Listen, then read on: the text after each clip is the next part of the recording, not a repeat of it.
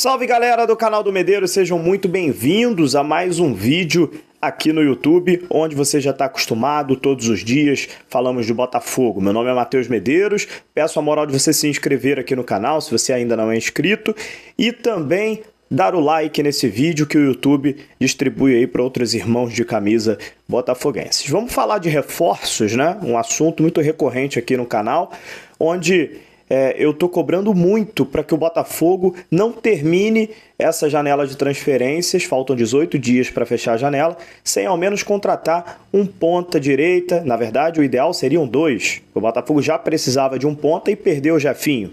Então, se precisava de um e perdeu um titular, na verdade, o Botafogo está precisando contratar dois pontas. Mas nesse momento, o desespero é tanto, com a janela fechando, que se trouxer um, para mim, já está de bom tamanho, né? E o Botafogo também precisa trazer um centroavante. Porém, o foco total nesse momento do Botafogo, segundo eu pude apurar algumas informações, é realmente aí a ponta.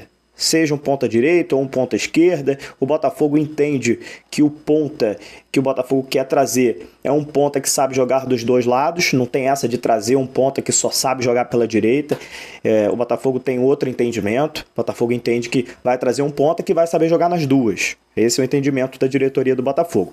E com isso a gente está vendo algumas movimentações do Botafogo no mercado, mas por conta do orçamento, que é aquela história toda que a gente já vem falando aqui, que o orçamento do Botafogo para esse início de ano não está legal, né? O orçamento está muito baixo para a contratação de jogadores.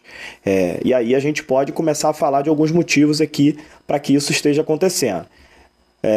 Dívidas em relação à RCE, que a gente já fez vídeo aqui, Botafogo querendo entrar em recuperação judicial e toda essa parte de dívidas e mais dívidas que a gente vem acompanhando aí ao longo das últimas semanas, em que o Botafogo está realmente encrencado aí, alguns juízes desrespeitando a lei da SAF. Esse é o principal motivo para que o Botafogo desse uma segurada aí na gastação de dinheiro. Fora alguns outros motivos. O primeiro motivo eu falei, o segundo motivo é o seguinte: ano passado o Botafogo contratou vários jogadores na primeira janela para pagar parcelado. Vitor Sá, o Botafogo gastou mais de 10 milhões para trazer o Vitor Sá, parcelado. Patrick de Paula, o Botafogo gastou 35 milhões de reais, parcelado. Gustavo Sauer, Botafogo gastou mais de 10 milhões de reais para trazer o Gustavo Sauer, parcelado. Então essas parcelas o Botafogo ainda está pagando. Então assim, além do orçamento estar menor, o Botafogo ainda está comprometido com jogadores que comprou no ano passado. Então por isso, alguns dos motivos em que o orçamento do Botafogo não está legal para comprar jogador nessa primeira janela. É uma notícia que o torcedor não gosta de ouvir, mas a gente precisa dar a informação para vocês. A informação é essa e é a verdade. Mesmo assim, o Botafogo está tentando ainda trazer algum jogador, mesmo que não pague a multa rescisória, mesmo que não compre o jogador, o Botafogo está tentando trazer jogador por empréstimo ou então jogador a custo zero. Acho que todas as contratações do Botafogo foram assim. O Di Plácido veio emprestado do Lanús, o Segovia estava livre no mercado, o Marlon Freitas, o Botafogo fez um pré-contrato, também pegou livre no mercado. Então foi assim, e o Carlos Alberto foi emprestado pelo América Mineiro. Então o Botafogo está atuando dessa forma. E alguns nomes surgiram aí na mídia nos últimos dias, né? E mostra muito o perfil de jogador que o Botafogo está querendo contratar para essa ponta direita, esquerda, para esse ataque do Botafogo, para jogar nas extremidades. Luciano Juba, atacante do Sport, está em ótima fase desde o ano passado, iniciou esse ano em ótima fase também.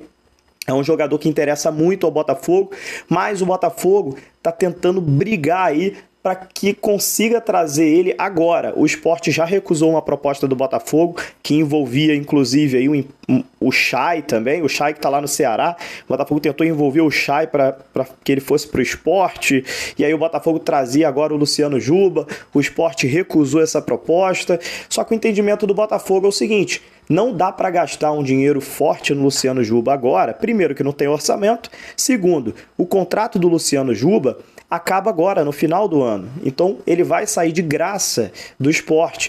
Então, o Botafogo entende o seguinte: eu não tenho como pagar rios de dinheiro agora num jogador que vai terminar o contrato daqui a pouco.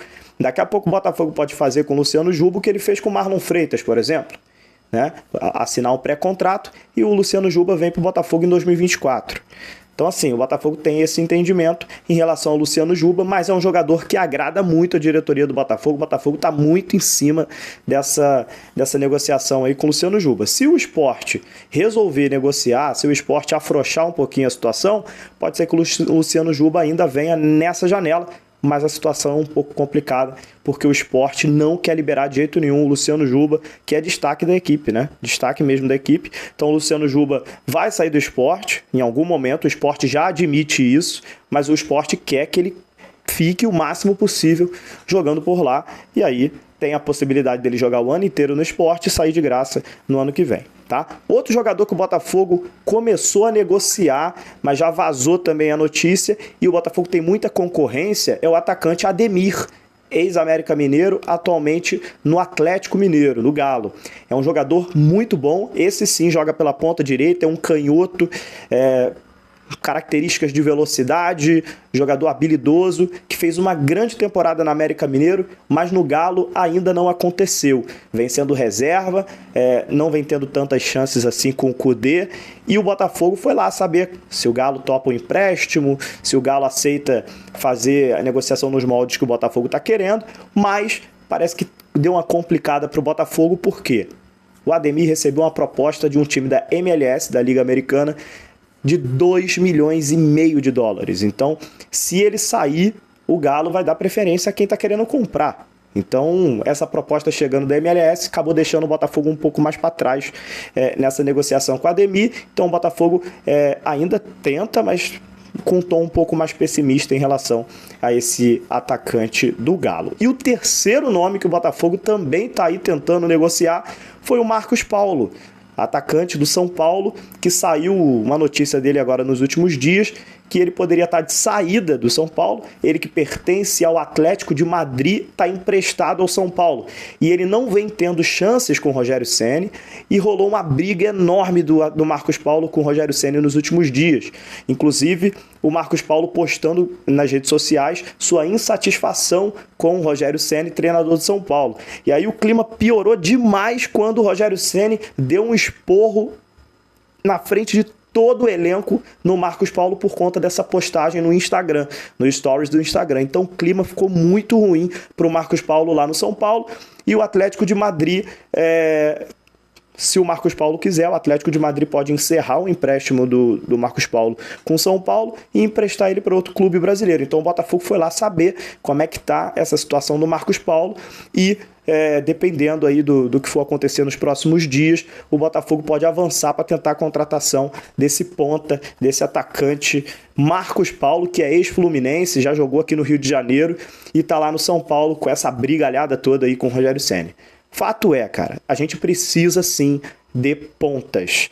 Ponta esquerda, ponta direita, como eu disse no início desse vídeo. A gente está vendo que o Botafogo está tentando, mas infelizmente o orçamento não está muito grande nesse início de ano, então o Botafogo vem encontrando dificuldades. O que a gente espera tem 18 dias para fechar a janela, e o Botafogo precisa, de alguma forma, fechar uma contratação pelo menos. De todos esses que estão tentando aí, várias negativas, não consegue por um motivo ou outro, motivo X, motivo Y, motivo Z. Cara, tudo bem, faz parte do negócio. Nem sempre você consegue, mas pelo menos uma o Botafogo vai ter que conseguir. 18 dias, e a gente vai atualizar vocês diariamente aqui sobre essa situação. Se o Botafogo fechar a janela sem contratar um ponta-direita, vai ser um erro gravíssimo do Botafogo, do John Textor, de todo mundo que está aí tocando o futebol do Botafogo. Um abraço, vamos aguardar, e diariamente eu vou conversando com vocês aqui sobre essas situações. Um abraço, até a próxima.